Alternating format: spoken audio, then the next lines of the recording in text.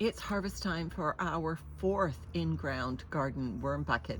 You can see it's tucked right here beside our greenhouse. It's certainly not accessible to me in my mobility scooter, and Landon barely gets down there. We've got long-term plants like leeks growing beside it, and we updated it, we fed it from time to time, but it didn't get the stirring, it didn't get the mixing. We basically left it alone. So we're gonna lift it up, put it in the wheelbarrow, and let's see what we got. Okay, so we're over here at the wheelbarrow. You see some recent feedings on the top. They may very well have worms in them, so Landon's going to put them temporarily in this empty styrofoam cooler until we empty the bucket into this wheelbarrow and do a modest harvest of the castings. So try to take worms and all, Landon, when you're shoveling out of there. Okay. Okay, just put it all into... Like that guy? Yeah, just put everything in there, and then all of that's going to repopulate the tower. Okay. So just take handfuls of the undigested stuff out. There's not much. Okay. And then just move the styrofoam aside and dump the bucket. So this is, what is it, October 5th? Yep. Yeah, so this is late in the season for us to be harvesting this. This is our leave alone worm tower. We basically did very little to this worm tower through the season, fed on top. I don't know if we ever did an almighty stir. So just rifle through it, Landon. Let's take a look at the material. It's well composted. We obviously see some leaf stems and wood that will take longer. I see some worms. Ooh, I see a big worm. Look at that big fellow. So we see some worms, and so this is, if you just leave a worm tower in your garden alone, you don't do anything. And this is kind of what you get. So as with the other worm tower systems, this is very damp. So what we're going to do is we're just going to rifle through this. We're not going to bother sifting it at this point. We're just going to rifle through, take out the obvious worms, restock the tower with new bedding for the winter, put as many worms as we can quickly grab into that tower, and then put these castings in that cooler in order to sit them for a few weeks to modestly dry out, so then I can start pulling more worms from them. And what I've been doing is adding them to Gilligan. So I will bring you back when we're finished this process. All right, so all's done.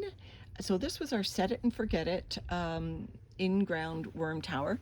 We've now reset it. What you can't see is there's like about 8 inches of our beautiful maple leaves on the bottom. Plus we've got some of our unfinished food and other veggie scrap compost that we pulled out of our compost bin. And Landon's just going to empty the worms that we pulled out plus their unfinished food into this bin. This is their new home now.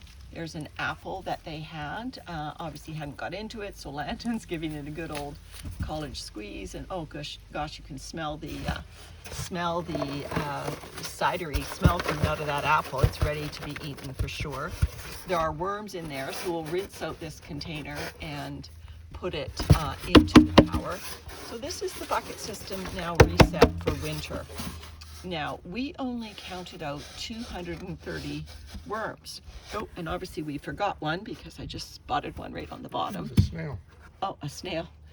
So we obviously never got all the worms. However, you know, there's several things I wanted to mention about this worm tower. First, it was sort of the least maintained worm tower of all our 4 worm towers. So we got into this less than the other ones. We really didn't stir it. It was the last one we set up. So obviously it also didn't get the TLC that we gave the first ones. And I can't remember how many worms we put in, but it usually was about 100, 125. So the fact that we've pulled out double, well, that's something. Other thing that I noticed with these castings, 2 other things. First, we did not see the cocoons that we saw in the other bins. There's a worm going down into to his new bedding. We did not see the cocoons. Remember, if you notice on one of our tower harvests, I was like, Landon never sees cocoons, and we're seeing cocoons everywhere. This bin, we only found a few. And so the second difference about this tower that I noticed was I found and you know, sadly took care of quite a few little of those creamy centipedes. Now they're small, they're like 1/2 inch to 1 inch long, but my research told me that centipedes actually eat wisps. This bin was obviously breeding because we did find small worms, but we did not find cocoons. So I'll do a little bit of digging and I'll try to find out whether centipedes eat cocoons, or perhaps they just pare down the worm population by eating some of the wisps. So this tower did not reproduce as much as the other bins. One of the tower systems, I've pulled out 1,000 worms from the castings. So we're now going to set these castings aside and let them age. The microbes will continue to work on the unprocessed material in here, and there will be cocoons and worms in here that we've missed, obviously, and they will continue to work on the material.